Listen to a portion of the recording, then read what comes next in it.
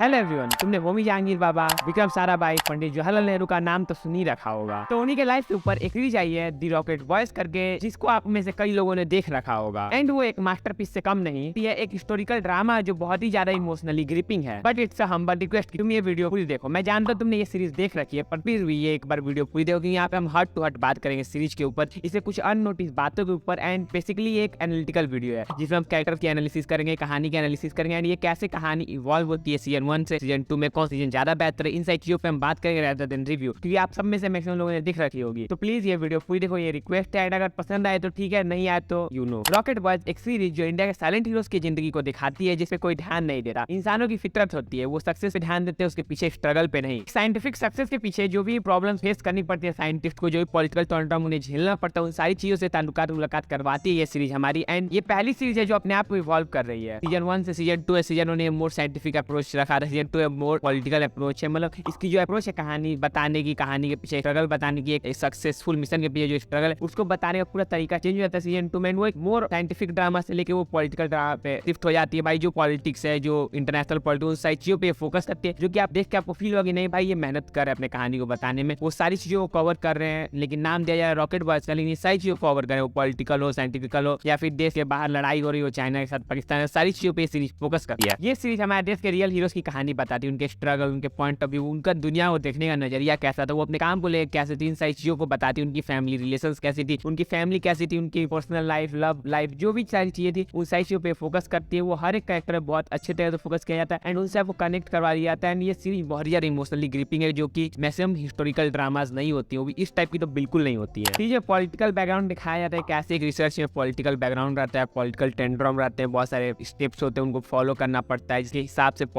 जो गवर्नमेंट है वो इनको सैंक्शन करती है, बिल पैसे पास करती है, जो भी सही चीजें उसके ऊपर पूरे अच्छे से सीरीज फोकस करती है। And to a real struggle दिखाती है। भाई रियल स्ट्रगल की चीज को बनाने में, उसको सैंक्शन कराने, उसको पास कराने में है गवर्नमेंट से, उसके लिए पैसे लाने में, उसके लिए इक्विपमेंट लाने के लिए भाई दिमाग तो हम लगा लेंगे, लेकिन हमारे पास सारी चीजें तो होनी चाहिए, जो चीज हमें जरूरत है हमारे मिशन के लिए, हमारे एक्सपेरिमेंट के लिए। सीरीज होमी बाबा का रिलेशनशिप दिखाती है गवर्नमेंट ऑफ इंडिया के साथ, पंडित जवाहरलाल नेहरू का रिलेशन होमी बाबा के साथ, विक्रम साराभाई का उनका पर्सनल लाइफ, उनका कैसा रिलेशनशिप था गवर्नमेंट के साथ, होमी जहांगीर बाबा को कैसे दोस्त थे होमी जहांगीर बाबा, पंडित जवाहरलाल नेहरू को भाई बोलते थे, वो क्यों बोलते, उस सारी चीजों के ऊपर एक कहानी दिखाई गई है, जो कि देख के लिटरली आप बहुत ज्यादा हार्ट वार्मिंग है, आपको कनेक्शन फील होगा, आपको आप उस मोमेंट को जी पाओगे। इसी तरह सीजन 2 में एपीजे अब्दुल कलाम का बहुत अच्छा खासा रोल है। सीजन 1 में उनका उतना अच्छा रोल नहीं था, मतलब उतनी ज्यादा उनकी कहानी नहीं दिखाई गई थी, लेकिन सीजन 2 में उनका रोल एंड उनका कैरेक्टर, उनकी कहानी देख के फील हो गया है कि भाई जितने भी एक्सपेरिमेंट हुए, जितने भी रिसर्च हुए, जितनी बड़ी अचीवमेंट की है इंडिया ने साइंटिफिक तौर पे, साइंस के तौर पे, साइंस की दुनिया में, स्पेस की दुनिया में, मिसाइल्स की दुनिया में, वेपन्स की दुनिया में, वो मैक्सिमम चीजों में हमारे एपीजे अब्दुल कलाम का, late APJ Abdul Kalam sir का बहुत बड़ा वाला हाथ है। उनका मतलब हर मेजर वो एटम बम से लेके रॉकेट लॉन्च करना, उसमें उन सब में ये थे, हर एक मिशन में ये थे। उनकी सोच को भी दिखाया कि भाई उनका सोच कैसा था अपने काम को लेकर, अपने देश को लेकर, बंटवारे को लेकर, इंडिया पाकिस्तान के पार्टीशन को लेकर उनका कैसे सोच थी, वो कैसे सारी चीजों से डील करते थे, वो बचपन से कैसे ब्रॉटअप किए गए, वो सही चीजों पे सीरीज फोकस करती है। दिखाती है कि भाई कोई एक दिन में इतना महान नहीं बनता, वो बचपन से ही वैसा होता है, उसका जो मन होता है वो बचपन से उसी तरीका से काम करता है, वो उसी तरीके से ढला हो, जैसे हम देख रहे हैं भाई वो आज जाके वैसे हो गए, नहीं वो बचपन से वैसे थे। इसके साथ अमेरिका की कॉन्स्पिरेसी के ऊपर भी एक दिखाती भाई वो कैसे वो हैवानियत दिखाते थे, कैसे उन्होंने हमारे साइंटिस्टों को मारा, हमारे प्राइम मिनिस्टर्स को मारा, कैसे वो सारी चीजें करते थे ताकि देश को कैसे भी न्यूक्लियर पावर ना बनने दें। बोलते ना घर का बेटी ढंग का दाए, वैसे कुछ कैरेक्टर से ही मुलाकात होती है सीरीज में, लाइक माथुर एंड रिपोर्टर, उनके कैरेक्टर से दिखाया जाता है कैसे वो 17 सालों तक लगे रहे कि भाई इंडिया न्यूक्लियर पावर ना बने। किस लिए? कुछ चंद पैसों के लिए, कुछ निजी स्वार्थ के लिए, भाई मैं चेयरपर्सन बन जाऊं, चाहे जो भी स्वार्थ हो उनका, उसके लिए उन्होंने 17 साल कुर्बान कर दिए, देश की सिक्योरिटी लीक कर दी, मतलब कुछ अपने बेनिफिट के लिए, कुछ ऐसे मिल जाए हमें, कुछ पावर मिल जाए, अपने निजी स्वार्थ के लिए देश को तेलंगाना में डाल दिया गया। मतलब जिस तरह से दिखाया कि भाई आदमी कितना ज्यादा नीच हो सकता है, इसमें दिखाया गया है। मतलब तुम उसके साथ 20, 25, 30 सालों से हो एंड तुम एक चेयरमैन की कुर्सी तुम्हें नहीं मिली, चेयरपर्सन की कुर्सी नहीं मिली, तुम उसके लिए उसकी जान और अपने देश की सिक्योरिटी को भी कुर्बान करना चाहते हो। मतलब कैसी तुम्हारी सोच है? तुम्हारे लिए कुर्सी ज्यादा इंपॉर्टेंट है एक देश से? फिर डेथ टॉपिक को बहुत अच्छे से डील करते हैं, जैसे जितने भी 3 लोगों की डेथ दिखाई गई सीजन 2 में, उनको बहुत एक इफेक्ट वे में उनके डेथ को दिखाया गया, जिस तरह से उनको हुआ वैसे ही दिखाया गया है, लेकिन उसमें एक मतलब अलग फन है। तुमको वो फील होगा कि भाई वो मरने वाले हैं, उनको मरने के पहले फील हो जा रहा है कि अब मेरा आखिरी समय आ चुका है, एंड बिफोर डेथ वो क्या सोच रहे हैं, उस चीज़ों को उन्होंने एक कागज में लिख के जहाँ भी भेजना है वो भेज चुके हैं।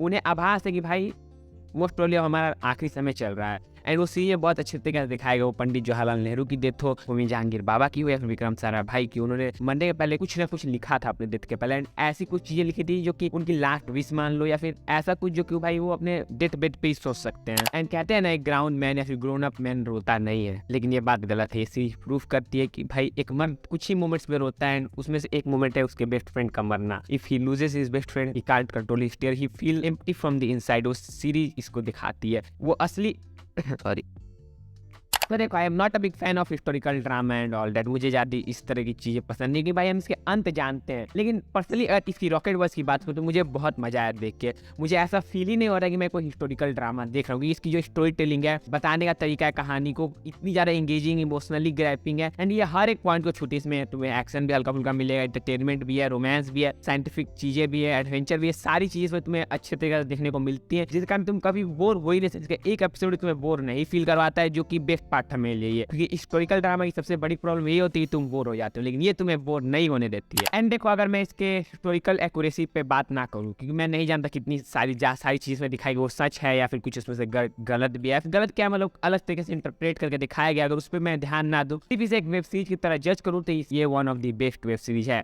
इंडिया तब से आई हुई। एंड मैंने फॉरेन की भी जो सीरीज देखी है उसमें से ये वन ऑफ द बेस्ट। इसमें इमोशन भी है, तुम्हें रोमांस भी है, तुम्हें एक्शन भी हल्का फुल्का देखने को मिले, एक मिस्ट्री भी है, ट्विस्ट भी है, सारी चीजें इसमें तुम्हें देखने को मिलती है। तो भाई ये ओवरऑल मास्टरपीस से कम नहीं है, मास्टरपीस पक्का है मेरे लिए। पर्सनली मास्टरपीस है। अगर मुझे 5 आउट ऑफ 5 भी रेटिंग दे तो मैं ये दे रहा हूँ। मुझे ये सीरीज कहीं पे बोर नहीं करती, कहीं पे ऐसा नहीं करती यार ये एपिसोड भगाते या फिर ये सीन भगाते। इसके हर एक सीन में अपना मजा है, अपनी फील है, तुम इसे फील लेके देखते हो। एंड जैसे इसकी पेसिंग, स्टोरी टेलिंग, सिनेमेटोग्राफी है, वो एकदम ओल्ड ऑथेंटिक विंटेज टाइप की सिनेमेटोग्राफी, उस पर स्टोरी टेलिंग, भाई साहब I love it, literally love it. And भाई मैं बहुत इस तरह की सीरीज बहुत कम देखने को मिलती है जिसपे हम हट टू हट बात कर सकें एंड इतने कामनेस से बात कर सकें। एंड ये उन्हीं सीरीज में से एक है जिसमें हर एक चीज़ है। अब मैं मतलब love it, literally love it man. मतलब अगर तुमने नहीं देखी तो यार प्लीज जाके देखो, देख लिया तो भाई तुम बता तुम्हें ये कैसी लगी। एंड हाँ, मैं जानता ये वीडियो बहुत ही ज़्यादा लेट है, मतलब बहुत ही ज़्यादा 1 वीक से ओवर हो चुका है सीरीज को आए हुए सीजन 2 को। एंड मैं जानता हूँ मैं लेट हूँ, बट कोई नहीं, दे रहा है दुरुस्त है, क्योंकि यही मैटर करता है। मुझे अपने दिल की बात रखनी थी, मुझे कैसा फील हुआ देखने के बाद, मैं बस वो बताना चाहता था। एंड चाहता था ये जानना कि भाई कितने लोग ऐसा ही फील करते हैं इस सीरीज को देखने के बाद। अगर तुमने ऐसा ही फील किया तो प्लीज कमेंट करके बता दो। एंड अगर ऐसे एनालिटिकल रिव्यूज वीडियोज वगैरह चाहिए तो चैनल पर वीडियो चेकआउट कर सकते हो। सयाम एंड हमने मिस जी का भी रिव्यू किया। कब्जा के ऊपर रोस्ट आएगा, वो